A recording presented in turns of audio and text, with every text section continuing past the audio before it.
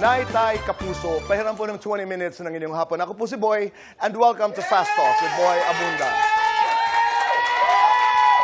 Sa lahat po ng nanonood sa Facebook at YouTube, sa lahat ng nakikinig po sa DZBB, welcome to the program. And thank you for coming with us to the show. This is a special episode dahil mga special po ang ating mga panauhin. Naitay Kapuso, please welcome Ruru and Bianca.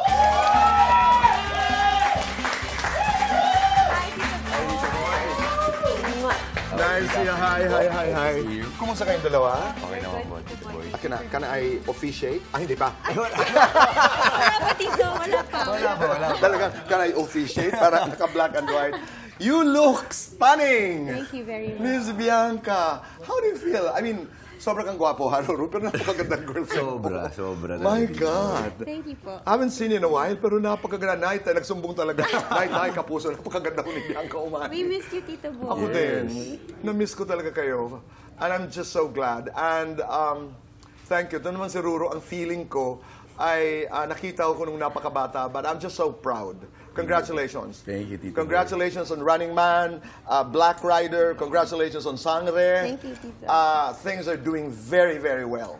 But you've been together for 6 years. Yes. Almost. Talaga, almost 6 years. Next month. Sit down, please. Thank you, Tito Boy. So ano yung how has the journey been the last 6 years? Kumusta yun? It has been one heck of a ride, Tito Boy, honestly.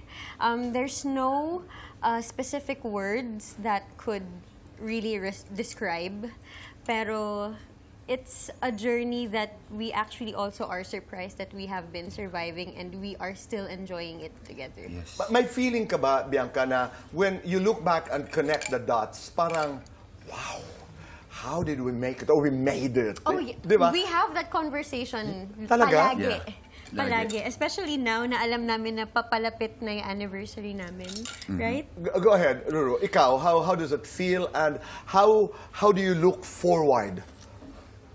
Siyempre, parang minsan kasi, Tito Boy, parang napapaisip ka, di ba? Parang nung una, ang daming pinagdaanan ng mga pagsubok.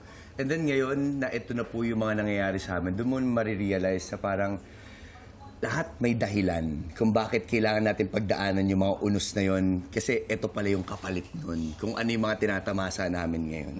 What was the toughest? The toughest? Yeah. Parang Tito Boy every year, meron kaming talagang pagsubok na pagdadaanan. So far, wala kaming mapipili na kung ano yung toughest because almost every challenge that goes through the relationship is always the hardest. That was a bad question.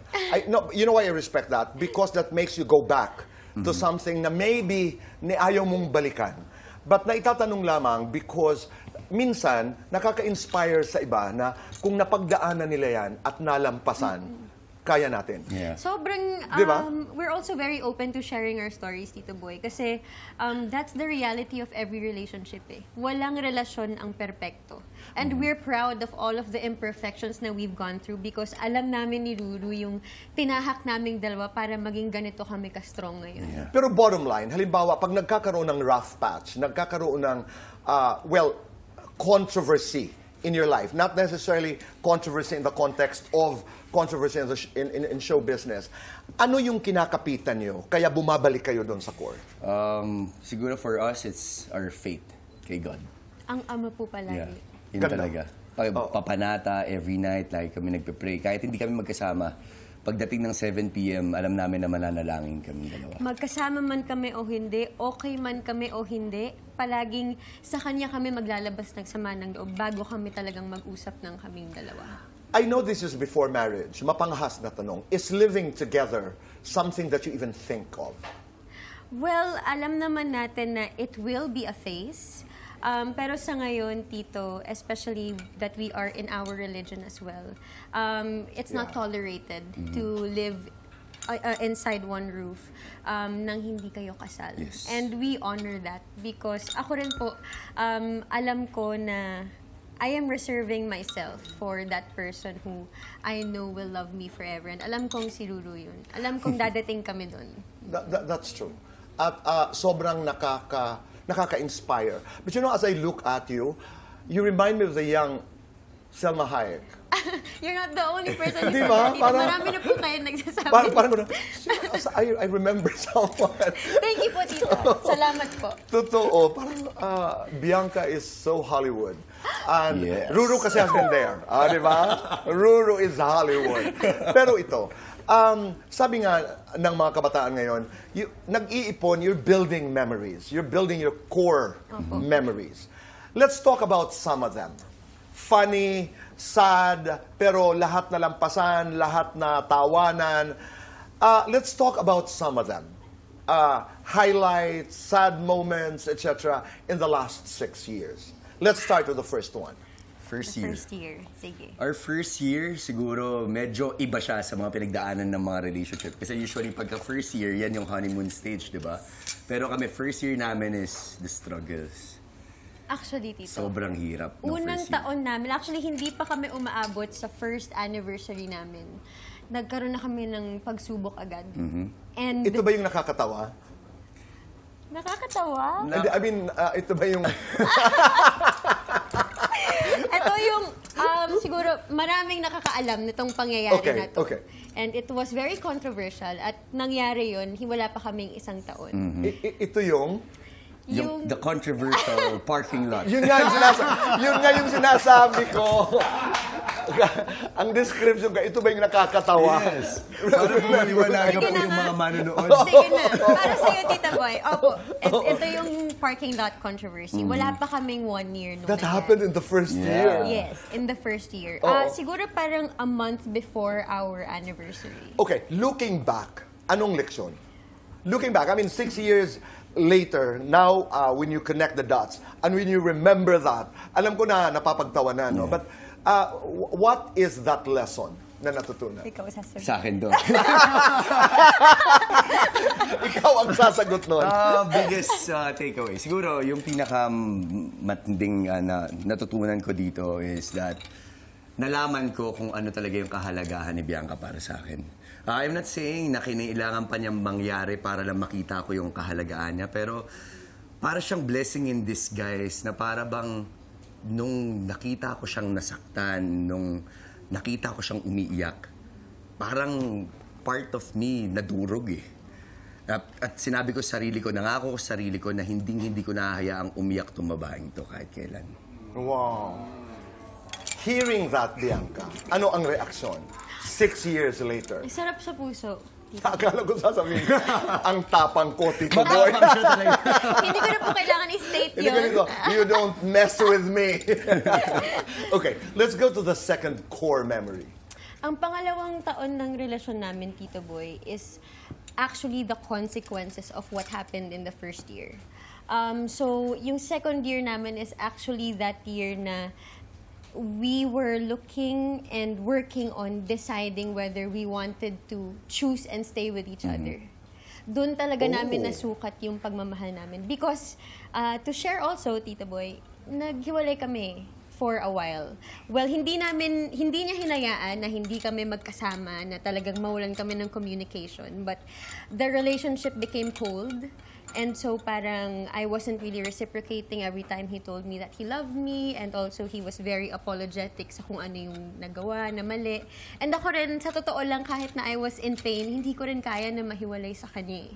But that whole year, after the first year, yun yung tinatrabaho namin na at the end of that year, na-realize namin na sa hirap at sa ginhawa, kung ano man ang mali, kung ano man yung masakit, at masaya sa mga puso namin, pinili namin na magstay kasama yung isa't isa. And looking back, you took a few steps backward para magkaroon ng mas magandang view Opo. doon sa inyong relasyon. Yeah. Minsan kailangan yun eh. Kasi di ba pag sumiksik ka ng todo, pag ipinagpilitan mo, lalo nag-aaway. Yes. Oo. But of course, you don't realize that when it is happening. Yeah. Pero I like that kasi yung consequence nung first year dito nyo nasubukan. Opo. Yes. And hindi namin siya nag-recruit yun sa isa't isa. Galing. We respected each other's feelings na alam kong nakasakit siya, alam niyang nasaktan ako.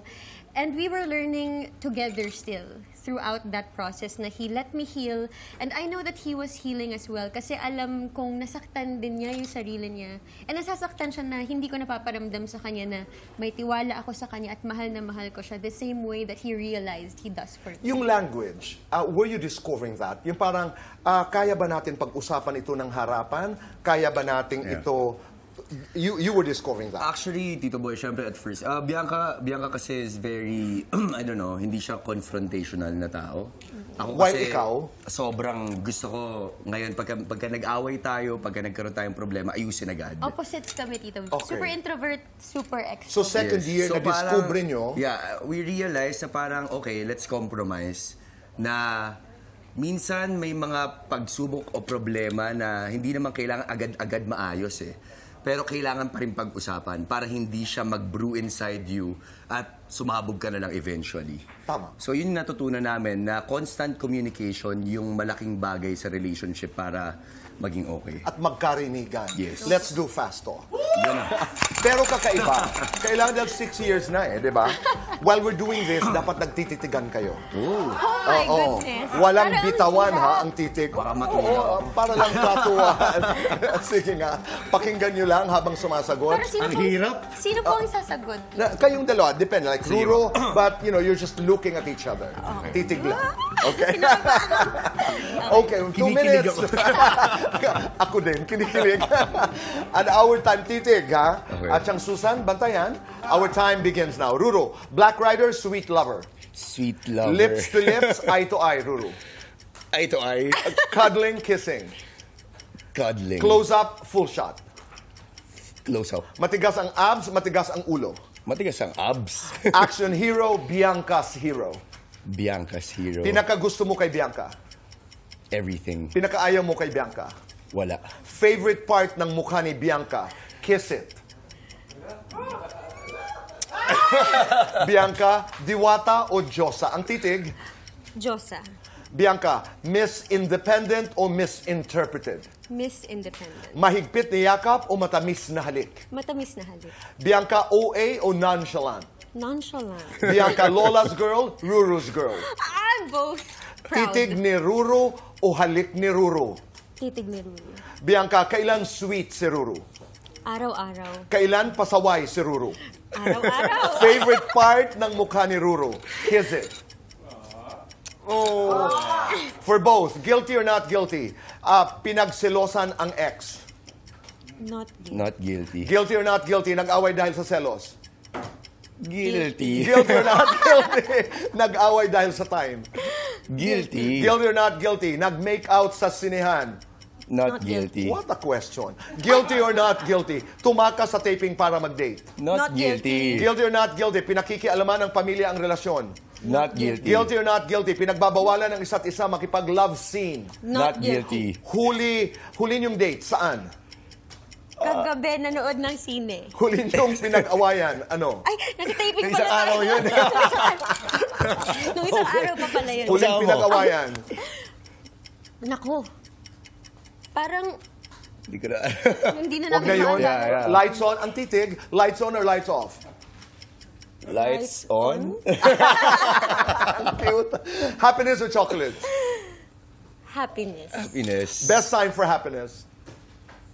Always. Always. Together. Complete the sentence. Mahal na mahal kita dahil ang kasagutan niyan, ang pagpapatuloy, ay magaganap po sa pagbabalik ng Fast Talk with Boy Abunda. Back here on the show, with Bianca and Ruru. Talk about Running Man at imbitahan natin ang lahat para samahan tayo sa Running Man. Ayun, ikaw muna. Ikaw yung mauna. Ayaw nga. Ayan, mga kapuso, sana po ay patuloy po rin yung mahalin ang Running Man Philippines Season 2. Ako Yes. po ay lalabas dyan for the very first time sa Korea and ako excited akong ipakita sa inyo kung ano ang ginawa Ayun, ko. oh. Nakasama ko si Si Ha! Ha! Oh, okay. And how was that feeling na sumunod ka, di ba? Because you couldn't make it Yes. because of schedules. Grabe, iyakan naming lahat. Kasi syempre sobrang na-miss ko sila. Sobrang nalungkot din ako, Tito Boy, bago sila lumipad papunta ng Korea. Dahil nag-binge watch ako ng episodes ng Running Man nung season 1. Tapos naramdaman ko bigla na, grabe, ba't wala ako doon? Na-FOMO ako. Right. Pero sobrang nag-enjoy kami nung pagdating ko na doon sa Korea. Samahan niyo po, napapanood niyo na po ang Running Man. Yes. And of course, you're doing Sangre. Opo. Congratulations. Maraming salamat po. Maraming Yeah, and of course, Black Rider. Yes, Black Rider. oo. Yun, maraming salamat po sa lahat po ng mga patuloy na sumusuporta at nagmamahal sa Black Rider.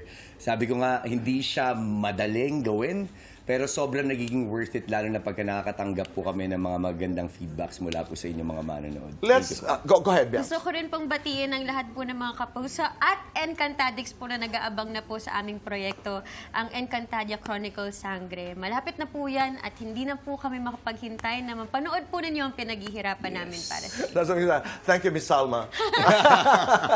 Miss Salma Hayer. Punta pa tayo ng ilang core memories. Let's go to a third one.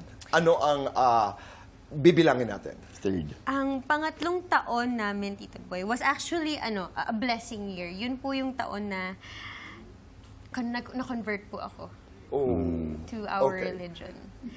Yun po yung nung ako po ay nagpa-convert, actually hindi alam ni Ruru, hindi po alam ng family niya. It was a personal decision of mine kasi that was my 20th birthday or 21st, and then inisip ko, Tito, ano po ba ang isang bagay na pwede kong iregalo sa sarili ko na alam kong hindi mawawala sa akin. Because growing up, Tito Boy, kahit po yung mommy at daddy ko na mga tao na wala po sa akin eh. And that hurt me very much. And so I thought of that. And then for some reason, I was driving. Sakto may sinag ng araw. And then I felt the calling. Na siguro yung relasyon ko sa ama ang kailangan kong iregalo sa akin. At yun yung walang kahit na sino ang makakakuha sa akin nun. And so nagpatala po ako. And then hanggang sa malapit na po ako mabautismohan at nag-aral ako, dun po nalaman ni Ruru. You're making me cry. Pang-apat, Ruru. Pang-apat ay, yun na yun natin. Break, hindi. Ito yung parang learning year. Oo. Kasi syempre, yan po yung, it was the first time actually na nagkatrabaho kami nung fourth year for The Right One. Napakarami naming natutunan, not just sa relationship but also sa careers namin. Mas nakita namin yung business, mas nakita namin kung papaano ba magtatagal sa ganitong klaseng industriya. So yun po yung mga natutunan namin sa fourth year. Sobrang dami pong realizations. Learning, di A ba? year of learning and growth. Yeah. Ganda. Pang-lima. Yung fifth year namin, finally, is actually our breakthrough year, which is this past year. This year. Ito po yung nangyari na finally ang Black Rider, Lolong. Ako po, nagawa ko yung aking pelikula na Mananambal, and now I got Encantadia Chronicles Sangre with me. And napakasarap po sa puso kasi kami ni Ruru, magkasama man kami or hindi, alam po namin na we both are thriving in our personal lives and our personal careers. And what we love about that is hindi po namin napag-iiwanan yung relasyon namin. Oo. The funniest core memory, pang-anim. Yung talagang, when you look back, pag naalala nyo, nakakatawa. Ang hirap mamili ng isa lang eh. Parang, Top of mind. the funniest. Yung kinausap ka na lang ni Mama na Sabi sa akin, parang it was the first time na pinag-drive ko yung lola niya. And then sabi sa akin ng lola niya, Ro, si Bianca, ganyan lang yan ha. Pero mabait yan at mahal na mahal ka niyan. Kasi nasabi niya, masungit, mataray. Pero alam niyang mabait yan at mahal na mahal ka niyan. Kinabahan siya noon, Tito Boy, kasi that was the first time na nag-bonding sila. Silang dalawa lang. He had to bring my lola home from our cousin's house. So sabi ko, sige, ikaw na yan para magkasama kayo. Tapos sabi ba naman sa kanya, intindihin mo na lang si Bianca. Hindi mo lang, ganyan lang yan, pero mabait yan. That was funny. Halimbawa lamang, ito hypothetical po ito, no? Right now, right as this very moment, if he proposes marriage, anong isasagot mo? Alam naman na po niyo yun. Gusto namin marinig. Yes. Yes. Yes! Yes. Di ba? And because of that, but of course, that's hypothetical. Maraming salamat. Salamat po, Tito. Maraming salamat. Thank you. Mahalaga kayo sa amin. Mahalagang mahalaga. Thank you. Maraming salamat. Mabuhay. O ngayon, handa na tayo. Let's make our vows. Ito na. Wait lang po. But congratulations. I'm just so happy for the both of you. God bless Salamat, you. Tito Boy. God bless Maraming salamat. You're a very big part of the show. Salamat. Thank you, Tito Thank you. Salamat po na marami. Naitay Kapuso, we love you. Maraming salamat po sa inyong pagpapatuloy sa amin, sa inyong mga tahanan at puso. Suportahan po natin si Ruro at saka si Bianca. And be kind, make your nanay and tatay proud, and lolas and lolos proud. Amen. And hashtag say thank you. Do one good thing a day and make this world a better place. Goodbye for now. God bless.